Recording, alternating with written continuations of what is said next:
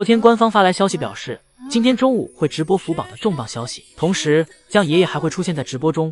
不过江爷爷不会来现场，而是为这次的直播录制了一段视频。同时，最近吴凯奶爸也为福宝进行了声援，想必这次福宝的隔离是真的快要结束了。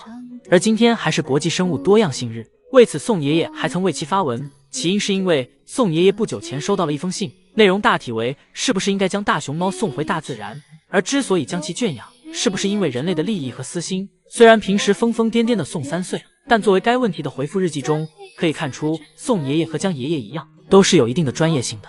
宋爷爷在日记中科普了现在大熊猫生存问题的复杂性，例如全球变暖的原因，气候变化导致竹林的面积和位置也发生了变化，而对于现在的大熊猫，很难离开原本的栖息地随之移动，加上竹子和其他植物相比，更容易受到气候变化的影响，在不适合竹子生长的季节下，竹子生长速度会变慢，这样就会导致大熊猫所在栖息地食物跟不上，这就会使靠竹子为生的大熊猫们陷入濒危。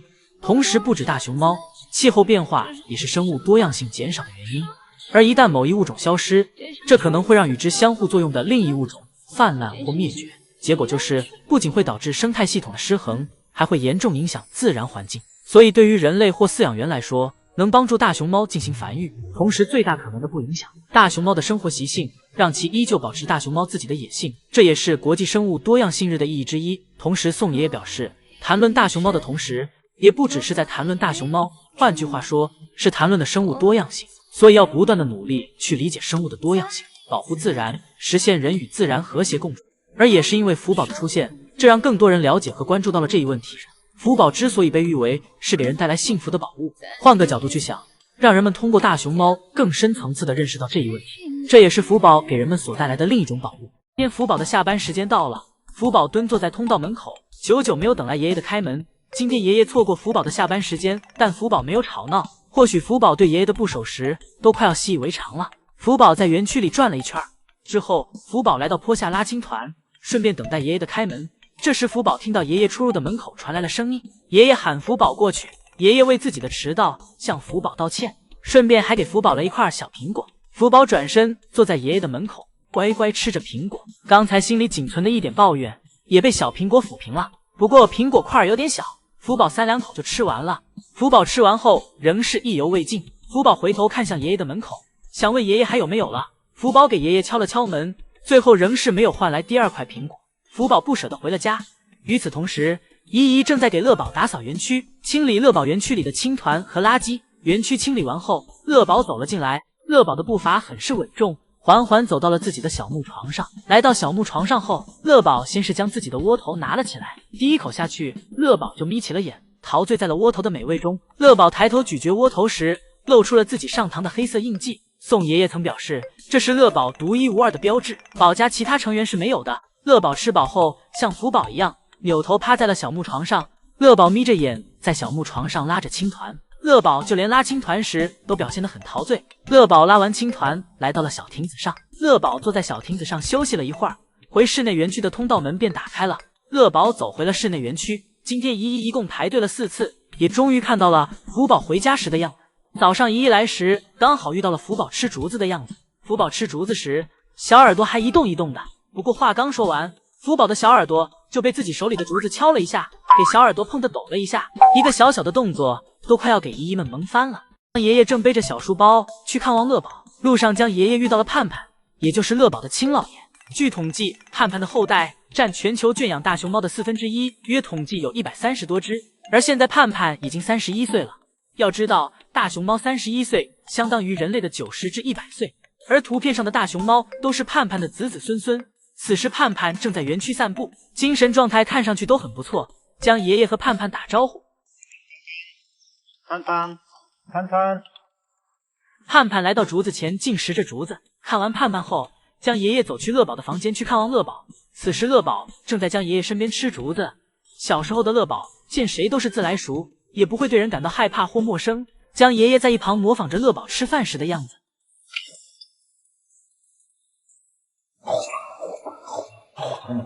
旁边的摄影师走上前，近距离拍摄乐宝，乐宝也没有感到害怕。爷爷感叹，乐宝真的好温顺，也没有什么攻击性。乐宝只顾手里的窝头，低头吃着。一会儿，乐宝吃完饭后来到园区散步。乐宝从小就很自律，饭后百步走是乐宝的习惯。乐宝在园区里转了一圈又一圈。再看看这只长得很像福宝的熊猫，大家猜猜是乐宝的小时候还是爱宝的小时候？这是2014年韩国来我国拍摄熊猫节目的视频。此时2只熊猫宝宝正在吃竹子，一只是华阳，一只是华妮，也就是现在福宝的妈妈爱宝。他们是龙凤胎。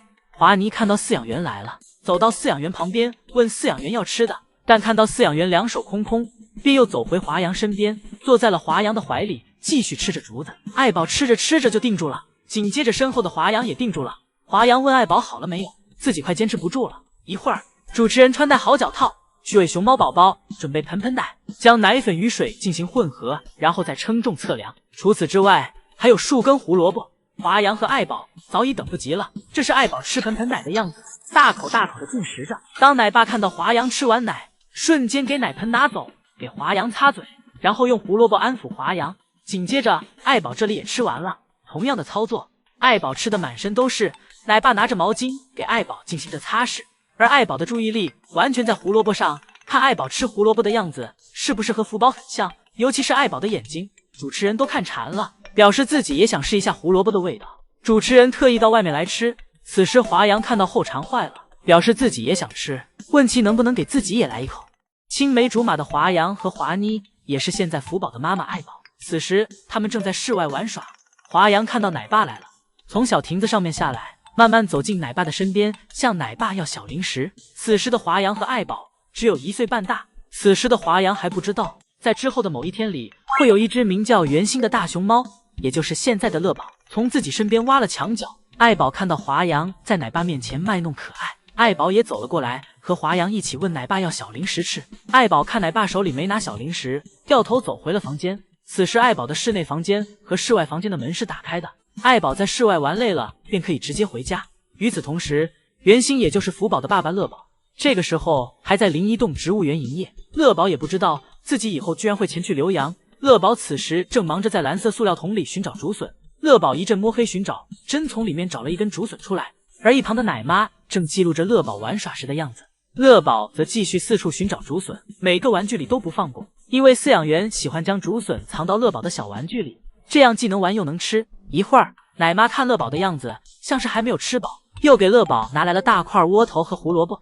奶妈先是让乐宝坐好，乐宝很听话的坐在奶妈面前。奶妈给乐宝准备的窝头堪比一块大馒头，乐宝抱着窝头大快朵颐，一口接一口的，看得蛙探都饿了。乐宝从小就有做吃播的潜力，而奶妈则一直在旁边默默的守着乐宝，等待乐宝吃完窝头后，再给乐宝胡萝卜。乐宝吃到一半，低头示意奶妈给自己一块胡萝卜解解渴。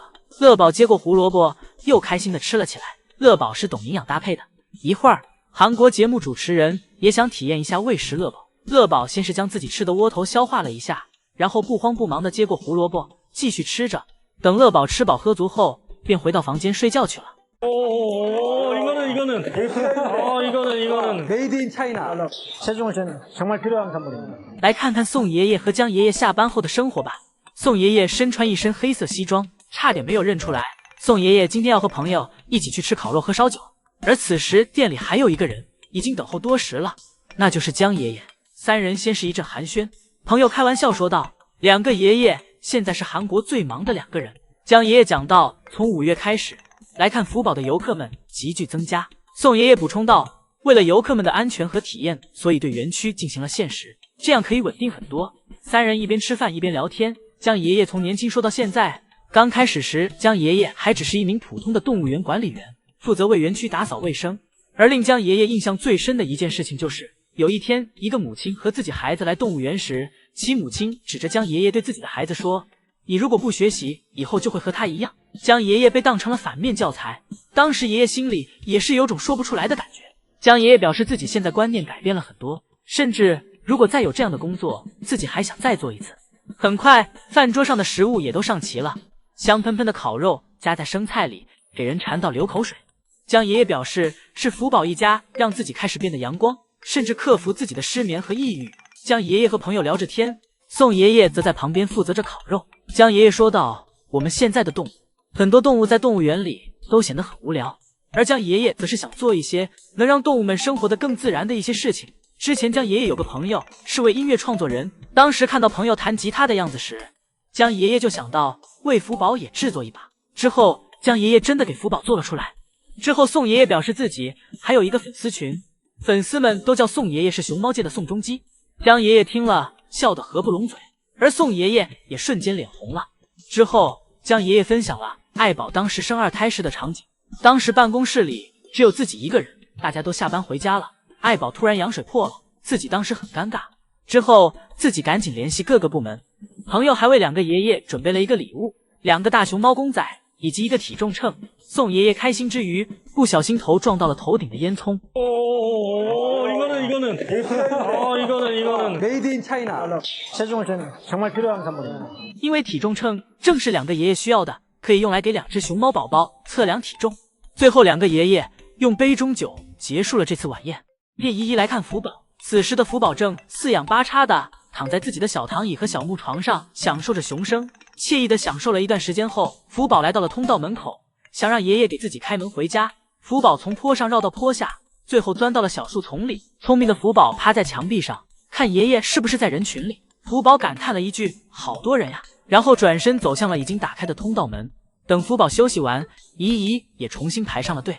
福宝来到了室外园区，走到一半，福宝感觉割脚了，抬起自己的小脚丫，回头确认了一下后面有什么东西没有。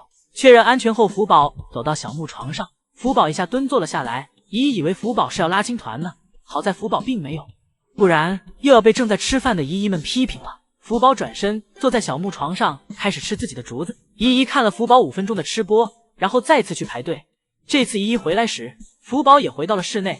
福宝此时正蹲在草丛里，正在干嘛就不过多讲解了。福宝完事儿后，好像看到了什么东西，一路小跑追了过去，追到头，结果什么也没有。福宝好像是看花眼了，福宝扭头回去，继续在园区里找寻着有没有什么好玩的。福宝来到自己的小躺椅上，又坐了一会儿。福宝背靠在上面，人模人样的。一会儿，福宝又半蹲在躺椅的扶手上，想给依依们表演个熊猫版引体向上，但没有成功。这一阵运动让福宝消耗了不少。福宝慵懒地躺在小躺椅上，这个感觉像是人类躺在了沙发上一样。可可爱爱的福宝抱着小躺椅的扶手啃了起来，结果就是给小躺椅啃坏了。福宝心想坏了，晚上回家又要挨批评了。